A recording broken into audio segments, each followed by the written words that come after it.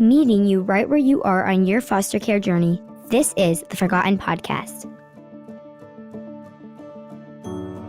Hello and welcome to the Forgotten Podcast. I'm your host, Jamie Cabe, and I am so happy to be with you. If you are part of the foster care community, passionate about serving, or simply interested in learning more, we are here for you.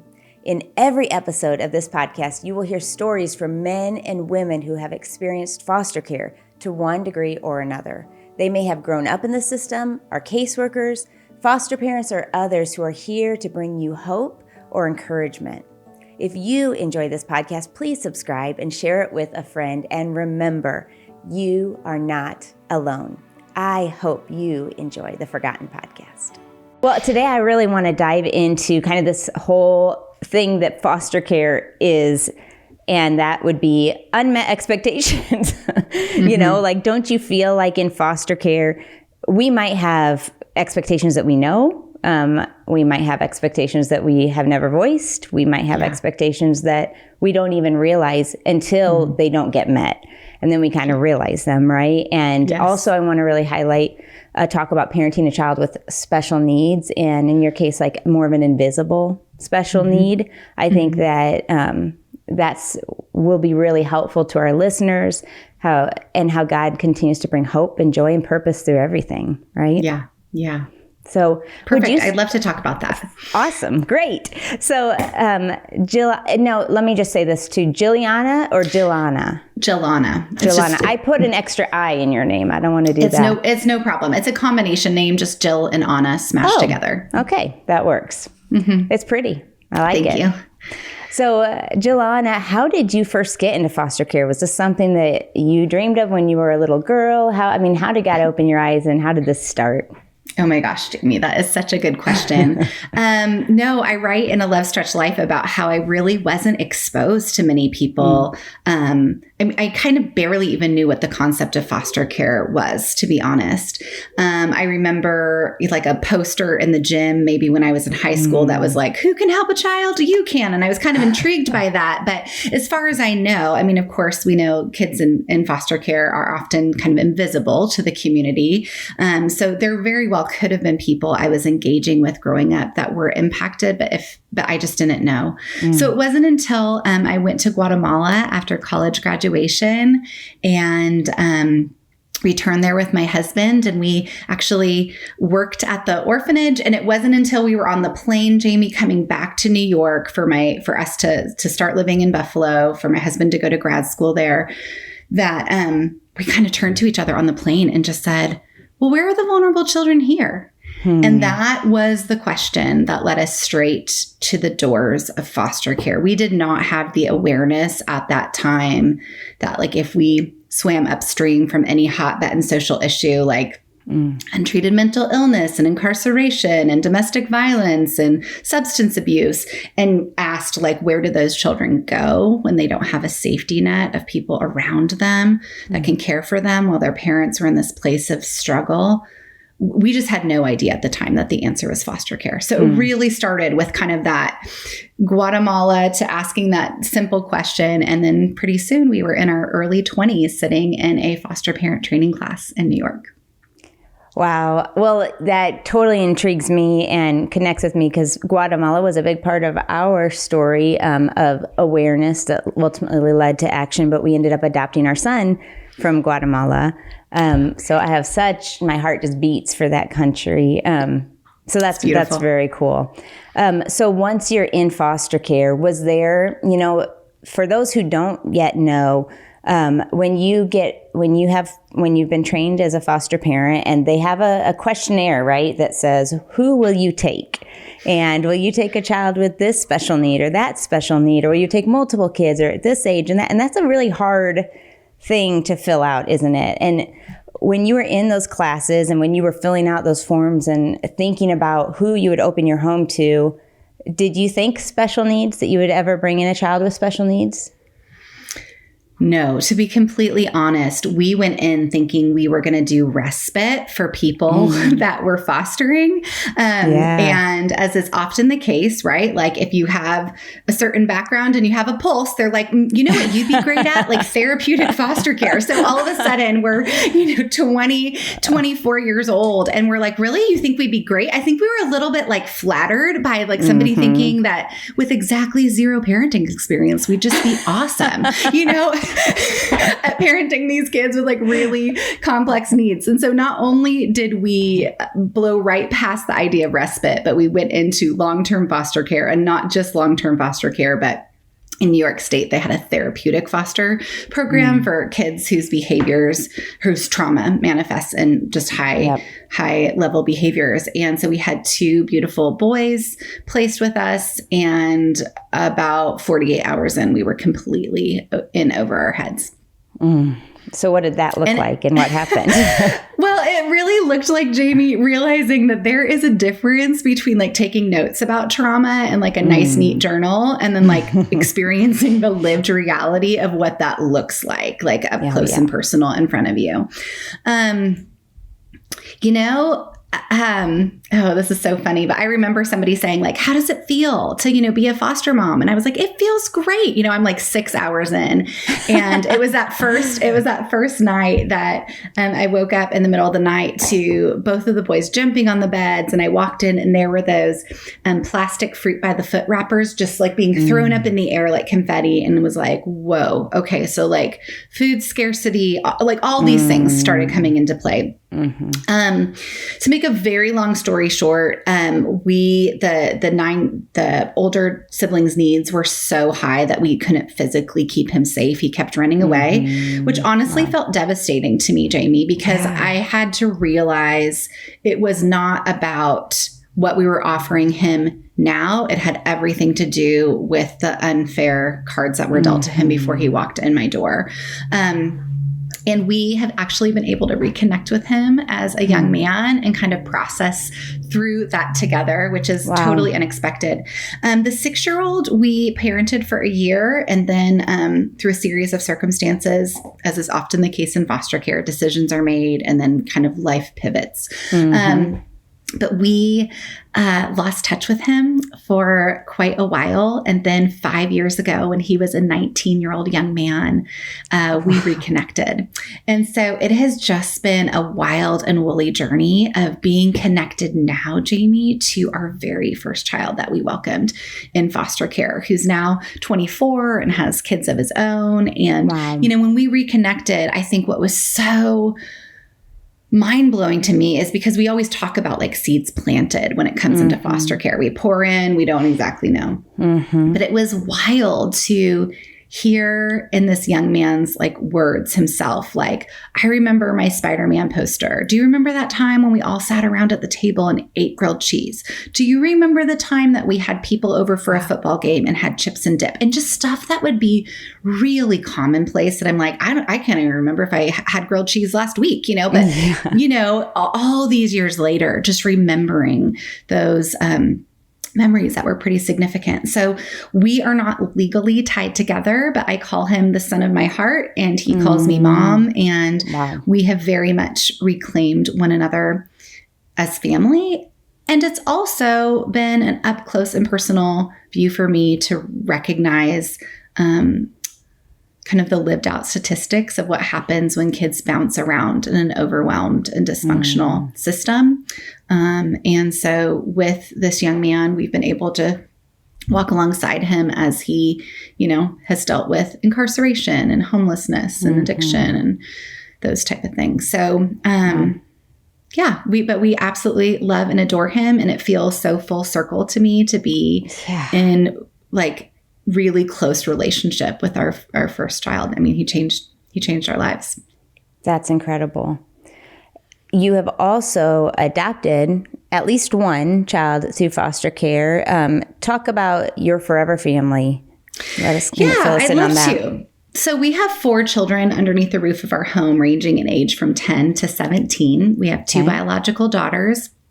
who are older. And then we have 2 boys that we fostered, not related to one another, and then later adopted. Our 13-year-old, it's been a wild and woolly journey, but I've been walking alongside his beautiful first mom ever since we met at juvenile court. I, at the time, was fostering her 6-month-old baby. Saw her like pretty disheveled, and, court's so awkward. Like everyone's kind of just whispering outside like these double doors, and just went up to her with a photograph of her 6-month-old son and just said, "Hey, are you Jennifer?" We talked together, and she's given me permission to share her name. And she said, "Yes, I am." And I just said, "Well, I'm Jillana, and I just want to say, like, I'm the one fostering your son, and I wanted to hand this to you." And she just burst into tears. And I found myself saying quite unexpectedly, even to me, like, "I'm rooting for you." And little did I know that would kind of become the umbrella motto for walking together for the next 13 years. And we eventually adopted 3 years in to, really walking the reunification road with her. We adopted her 3rd child, and then fostered and returned her 4th child as an infant. Then she was clean and sober for a few years. And then when he was a preschooler, fostered and returned him again. And he's been back with his mom now for 6 years. And it's an interesting journey, right? We're 2 moms living in the same city with 2 full biological brothers living in different households. So there's a lot to that story. And then our youngest was the classic story of, can you pick up this baby for the weekend? You know where the story's going. He is now our 10-year-old son, Charlie, who we couldn't love and adore more. And, he's our kiddo that really has allowed me to realize, like, when we say yes, we don't always have an awareness of like exactly who and what we're saying yes to. We know that God's going to be present with us on the path. But honestly, there are times that if I'd gotten a future glimpse of what this parenting journey would be like with Charlie, I think I would have been, tempted to say some of the very things that people now say to me that I try not to be offended by, which is like, God gives special children to special people, or like, some people are cut out for this. I could never do it. So a few years after he was adopted, when he was 4, Charlie was diagnosed with fetal alcohol syndrome, and he is pretty significantly impacted. You look at Charlie, and first of all, I have his permission to be sharing this. That's very important for me to share. But you look at him, and he just looks completely typical. He's adorable. And yet he has a significant brain-based disability. And that has really put our family on a different track. Like, it affects every single moment of his life and of ours. And I say that with a lot of compassion. I can only imagine the circumstances that led his mom to either be trying to drown out her own trauma-filled life, not knowing she was pregnant, not knowing that she shouldn't be drinking alcohol. I mean, what's done is done. Right. So as I share really just with an awareness of that, a compassion for that, and also holding the tension that we are all profoundly impacted. Yeah. So you said you didn't find out or he wasn't diagnosed until 4. Is that right? Yeah. 2 years after his adoption. Wow. So talk about what led you to wonder and pursue that diagnosis. I'm so glad you asked that question. I think oftentimes when kids have a trauma background, I mean, we got Charlie from the hospital, 48 hours old. So I think a lot of people would be tempted to kind of go with the clean slate myth of like, like the right amount of like love, nurture, discipline, Jesus, like it's enough to overcome, what X, Y, and Z. Yeah. And Jillana, I want to just say, don't we wish that was the case? Like our humanness, we just want to put it in a box and say, if you do this, this, and this, everything will be perfect. 100%, because I think it's really natural to kind of feel like we want the input to equal the output, right? Like nobody wants to pour in and pour in and pour in and pour in and just see this teeny tiny bit. And so, and that's, what goes back to what I was sharing earlier. Like we just never know like what or who exactly we're saying yes to in the parenting journey that accompanies that. So, Charlie, sorry, cut. Can you remind me the question that you said? Yes, absolutely. Leading up to what made you think or question? Yes. Okay, I'll repeat that. So I love that you asked, Jamie, about like what made me start thinking about Charlie and this diagnosis, because I think oftentimes in child welfare or kids that come from trauma or have been in foster care, there's this real notion of attachment. Like things are seen through an attachment lens, which is very appropriate to recognize, kind of the circle of attachment and take that into consideration. I think oftentimes what is less considered is just the role of in utero substance abuse. I think oftentimes like drugs and alcohol are kind of lumped together in these trainings where people are trying to do the best they can, especially state agency trainings. But oftentimes I don't think parents walk away feeling really equipped for like what to look for and how to advocate. And again, there's that notion of like, give it time. Like once they've been in your home for a while, once they know the routine, once they've received all that love and nurture and structure, like then maybe they'll start evening out. And I'm so grateful that I started kind of doing a deep dive into fetal alcohol myself. One, because I think we would still be without a diagnosis, honestly, if I were waiting for a professional to come and say, Jillana, this is what your son has. But basically, there's such a wide range of like what falls on that edge of like developmentally appropriate. And so with Charlie, it was like, well, he was kind of right on that line between delay and, developmentally okay in nearly everything. And then as time went on, it was like he was late to walk, late to talk, late to get his teeth, never ever slept, was needing to be held all the time. And so looking back, I can see a lot of signs that at the time I was like, well, this is just a baby that's experienced trauma in utero and moving on, like we're going to do the best we can and do attachment. And, but it got to the point where having raised other children, and even a child that did have a traumatic background in foster care who's still, neurotypical, I just had to really dig into some fierce mama tenacity to just say, I just can't shake it. Like there is something that is different here.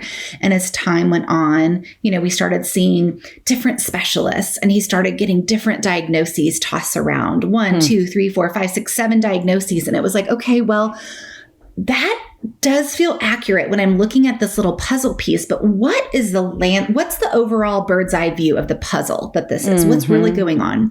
And it wasn't until I read Diane Malbin's Trying Differently Rather Than Harder book about raising children that are on the fetal alcohol spectrum disorder continuum that the light bulb went on. And it was like all the little puzzle pieces of the different diagnoses clicked into place. And I was like, this is the puzzle that we are looking at here. There is no doubt. And so basically took that to his team of professionals and very respectfully, but firmly said, like, please prove to me he doesn't have this. And they said, he does.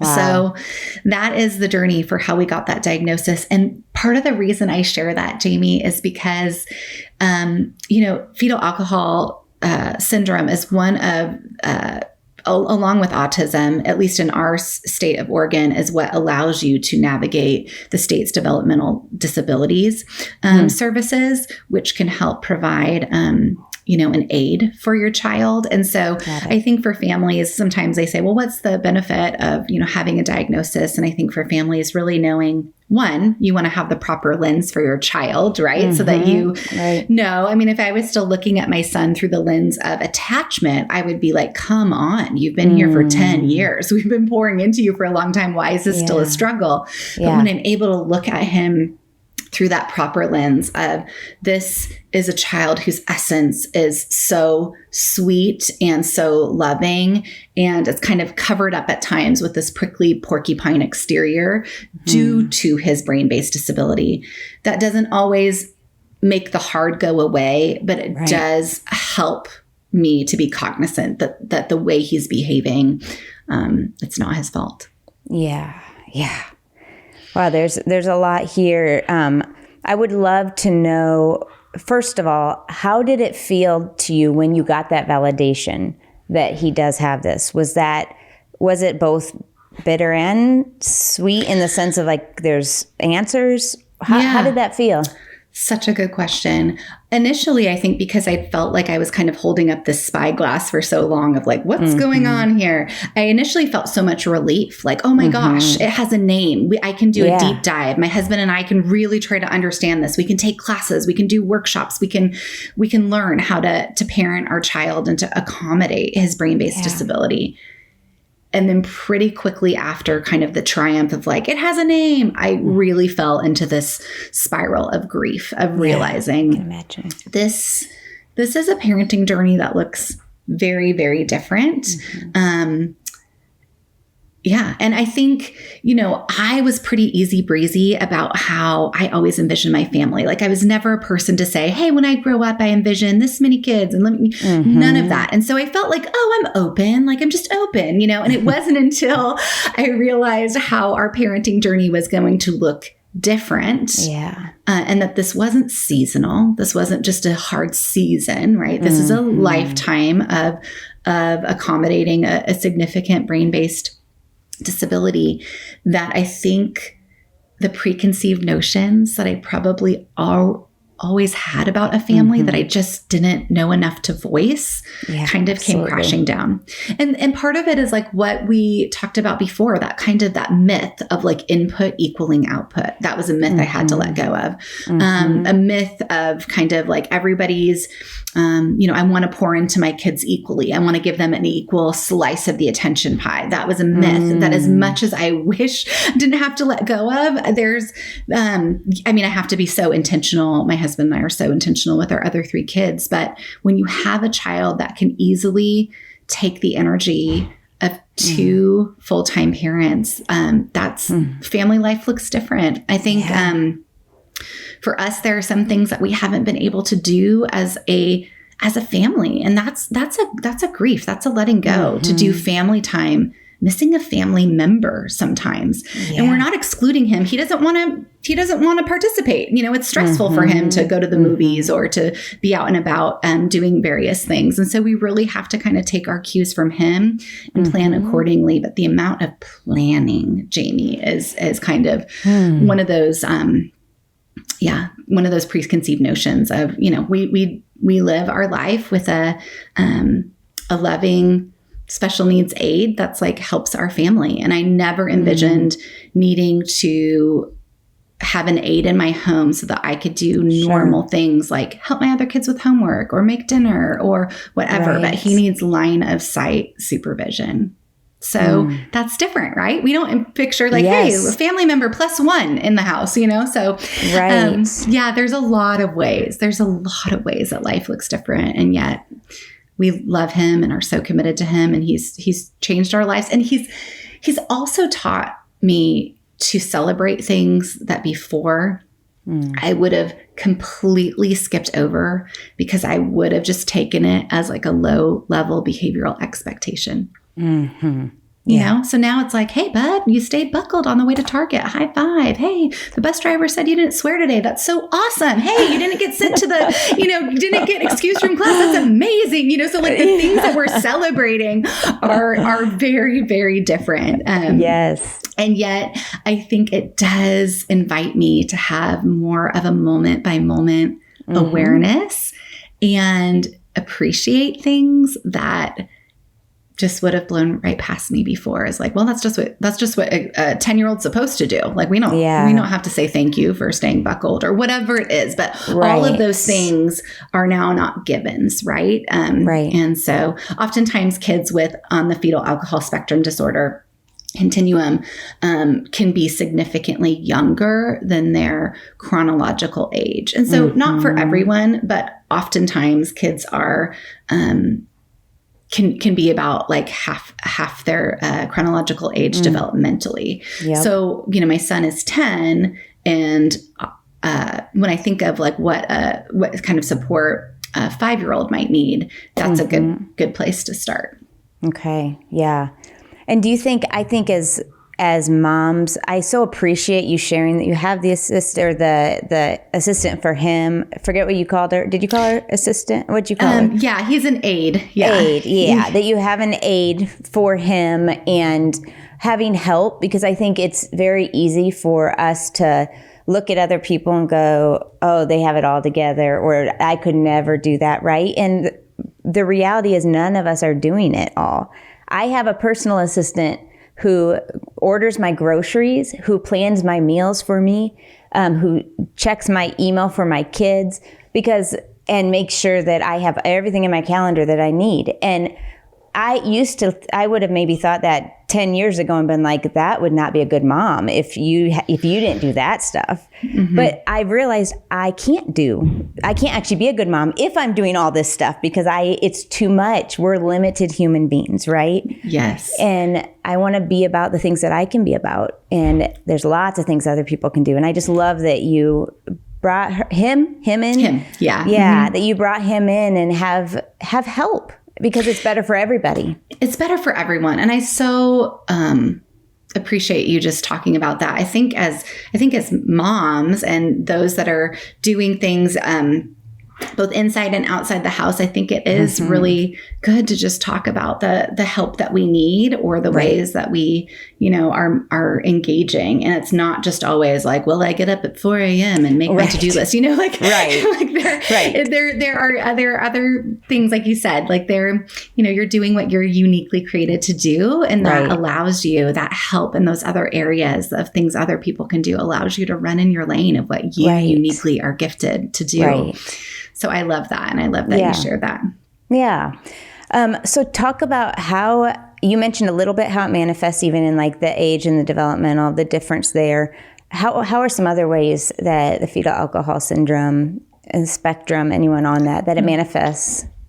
Yeah, I think one of the things to know is that people with fetal alcohol spectrum disorder are incredibly smart. There's often a mismatch of abilities. And so like my son can do grade level math, which is pretty unusual, but he has a hard time getting dressed himself. Or he can read okay, but writing his name is completely taxing. So he just signs his initials because it's so difficult. He does not have the rote memorization of how letters are created. He has to look at it and like take a significant amount of brain energy to like do the letters. And so that's just an unusual, you would think that somebody that could do this would do that, but not so. I think also the frustration tolerance, it takes so much brain energy to just get through the day that, oftentimes, kids with, fetal alcohol exposure are kind of like a constantly boiling pot. Diane Malbin talks about this in her book, where all you have to do is throw in a pebble and it might boil over. Yeah. And sometimes that can look like really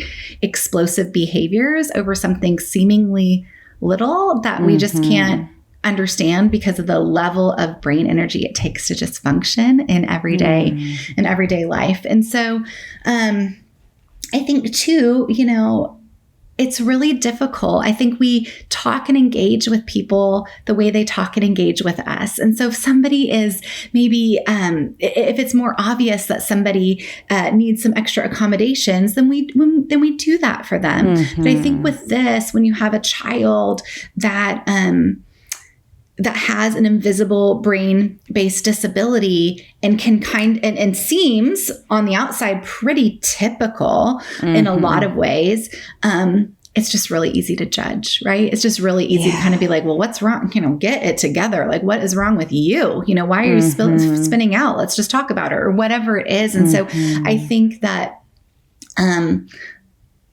I would love to envision a world, I'm sure everybody does, where parents only just uplift other parents, where we really just recognize that we're only seeing a sliver of the story that's on the surface, right? Yeah. And I think that's another part of the gift that Charlie's given me, Jamie, is that I think previous to parenting Charlie, if I'd seen a child having hitting somebody or throwing a tantrum or flailing on the floor or swearing or screaming, I probably wouldn't have voiced this out loud, but I can admit that my inner monologue probably would have gone to someplace like, wow, can't imagine the home environment if he's talking like that in public, or wow, totally. Imagine what's happened to him to be having this kind of physical, and that child, Jamie, is now my child. And I am very well aware that there has been nothing but like love and nurture poured into him since he was 48 hours old. And we still struggle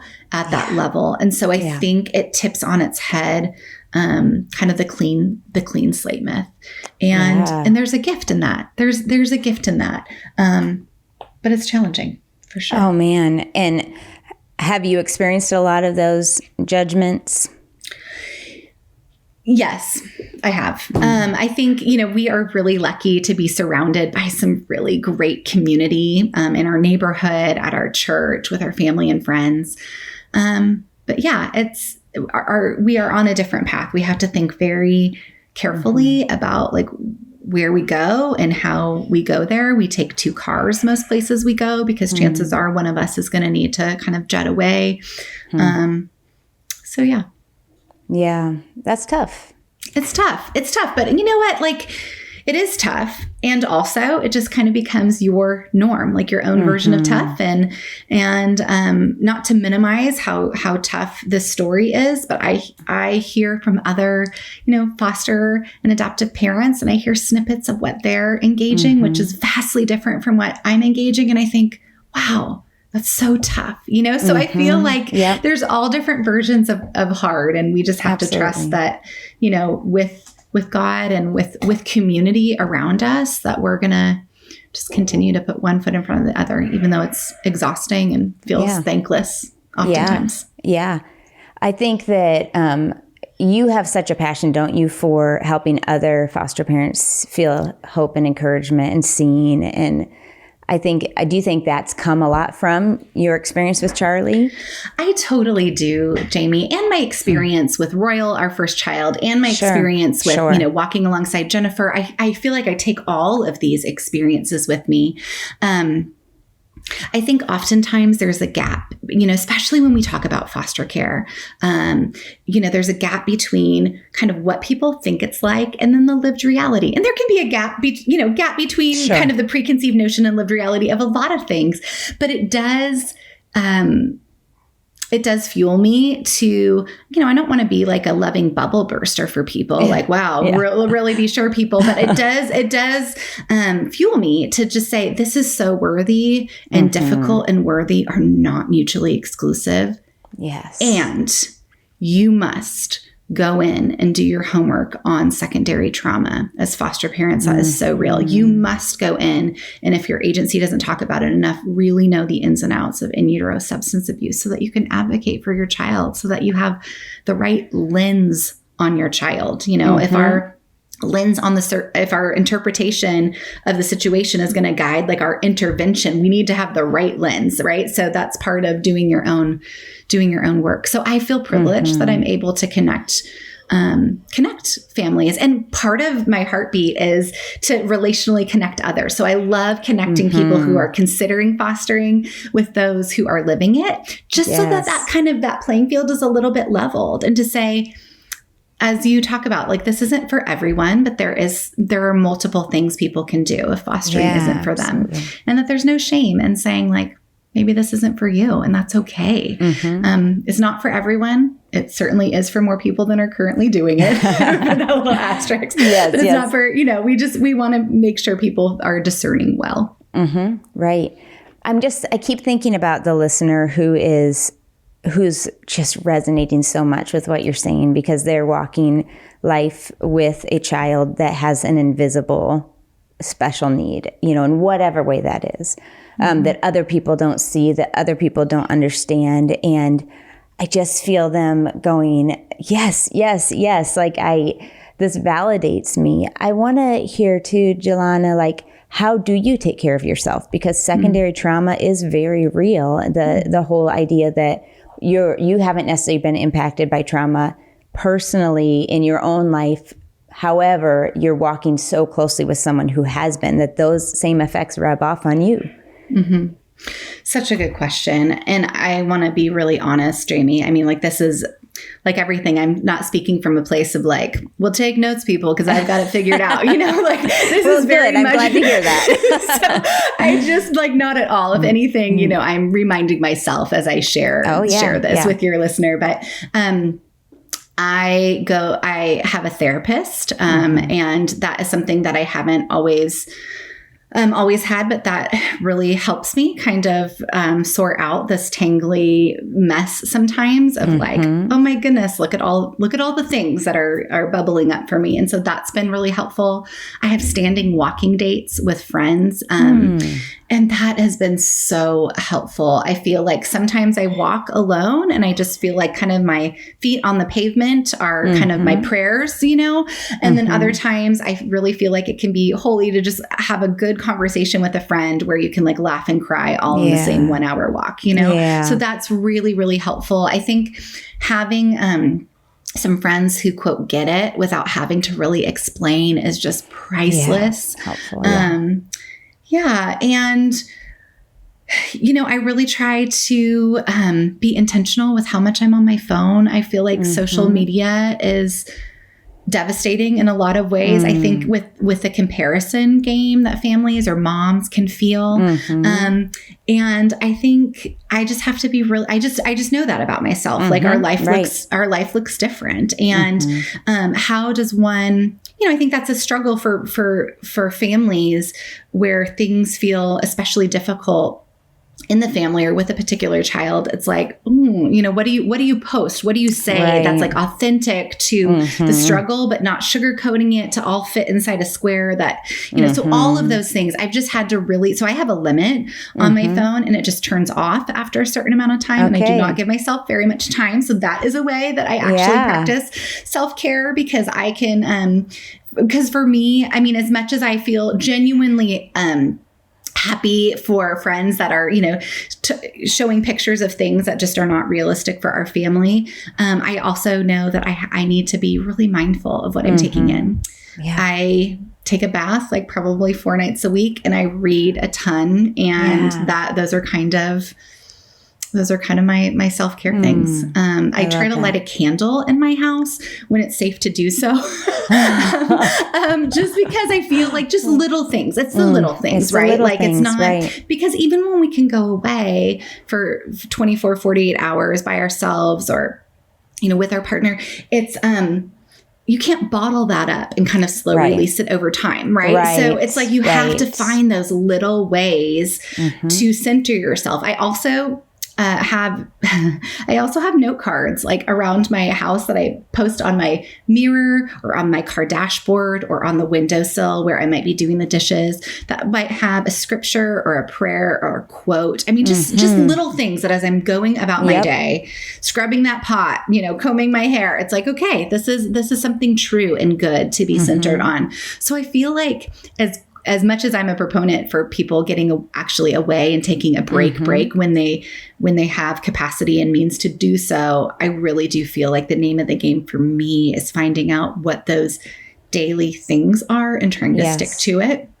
as much as possible. Yes, I agree with you so much because the reality is if we put all of our, quote, eggs in the basket of a vacation, it takes tons of prep to get to vacation. Takes I feel like a few days to just like unwind from preparing for the vacation. Totally. And then even if you are gone, kids have phones, right? And life still happens back at home. And there's times as much as whoever's staying with our kids wants to help us to just get away, sometimes we have to get called. And so if we put everything in that, and then that moment it's never going to be perfect, right? Yeah. Then we're left so disappointed. And it's like we put all of, and so it is, I so agree. It's those daily things. I love the standing appointments with friends, day or walking and the bat. I just love it all. I think those are so practical and I appreciate you sharing all that. And you're really taking time for you to just fill back up and to be reminded of truth. Yeah. Thank you, Jamie. And I want to be clear, like I would love to get to the point where I feel like I'm thriving, but I want to be real clear. Like our life is challenging and this is what I'm doing to maintain, right? This is not like a fluffy version of like, like this is what I need to do to just like maintain the dailiness. And I think sometimes as as parents, we treat that kind of as a luxury. And I honestly have kind of learned this the hard way, being on the brink of burnout so many times. Like, this has not always come naturally. It is not my natural bent to slow down. It is not my natural bent to be super intentional with all these things. But I've realized that if I'm going to keep myself, not like, if I'm going to keep myself afloat, like this is my doggy paddling. Like I have to do this to keep myself afloat. Yeah. So I hear you completely. What do you feel like you've learned about yourself through this journey so far? Oh my goodness. That's a really good question. I think one of the biggest things that I've learned, especially when I think about Royal, our first foster child, and the 13 years of walking alongside Jennifer, as she's been in and out of her meth addiction, is that we are changed in proximity to other people. I think that there's such a gift in that. It's hard. Sometimes it's hard to recognize the gift in the moment, but I think we are transformed by being in proximity to those that have had different life experiences than us, or have differing, abilities in any way than us. We can be truly transformed if we are kind of open and available to that. And so I think so oftentimes, as Jennifer and I speak in state training classes for caseworkers and prospective foster parents, oftentimes at the end, there's somebody that says, "Oh my gosh, look what you've done for her." And every time I just want to be like, no, like it flipped that on its head. Like it's such a mutual arrow. Like there's really kinship. Like, look what she's done for me. I'm not the same person. And she has allowed me to become more of the person that I was intended to be, through her love, through her sharing of her life. And so I think there's a mutuality that I've learned and I'm still learning. That's just such a beautiful picture, I think, of how God works in the world, that I feel like I've just been able to see and feel and grasp onto a little bit more through the privilege of walking alongside those impacted by foster care, impacted by, brain-based disability. That's different from me. And that's honestly enriched my life, even though at times it's made it more tricky. Yeah.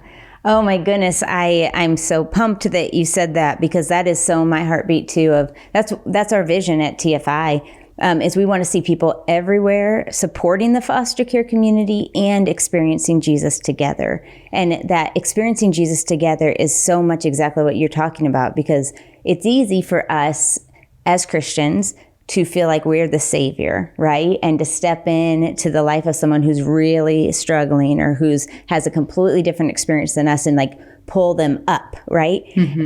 But the reality is we're all really broken, right? And we actually step in together when we come alongside each other and we pull each other up. Even though sometimes it feels like we're all drowning, but we're drowning together. But we're all able to experience more of Jesus, because I know that when I walk alongside those who are very different than me, I recognize my need for Jesus in such a greater way. And I'm able to provide things for them, and they're able to provide things for me. Totally. And so much of what I hear and what you're saying is that we can't come into relationships with preconceived notions of who's the giver and who's the receiver. Yes. We have to say we are both, and there's mutuality here. Yes. Oh, I love that. Yeah. As closing out here, Jillana, I have loved talking with you. I feel like we could talk a lot longer, but I want to close out with this last question. How have you personally experienced more of Jesus through loving kids in foster care through this journey that you've been on? Honestly, I think so much of it even ties into my previous answer, Jamie. I think standing with the marginalized, being with people whose burdens are more than they can bear, and just like seeing the ripple effect of what that means has meant realizing I don't know as much as I think I know. It's real easy to stand off on the sidelines, and it can be real black and white. And then you step into it with people and you're like, oh, this is a sea of gray. Yeah. And so I think when you walk alongside the people that are closest to God's heart, you're impacted by them and you feel drawn closer to God. And so I think I think that's my answer. I love that. I love that about Jesus and God is that, like, our Father says, come to me when you're weary. You don't, I mean, all over the Bible, it's like, you don't have to have it figured out before you come to me. I see your need and I'm here for you. I draw near to you in your humility. And I want to be close to him. I want to be close to him. So you just keep on walking forward. You're doing the work that God has called you to do. You're living out the gospel. And I know that it's exhausting, but you're not in it alone. And just coming on and giving us some of your time is going to encourage so many people. And I really appreciate you being here. Thanks, Jamie. I appreciate the opportunity to connect. Well, I hope that today's episode encouraged you wherever you are on your foster care journey. We want you to stay connected, so be sure to subscribe and turn on notifications so you will never miss an episode. Also, we have great content at theforgotteninitiative.org. Thank you for watching. I cannot wait to be with you next time.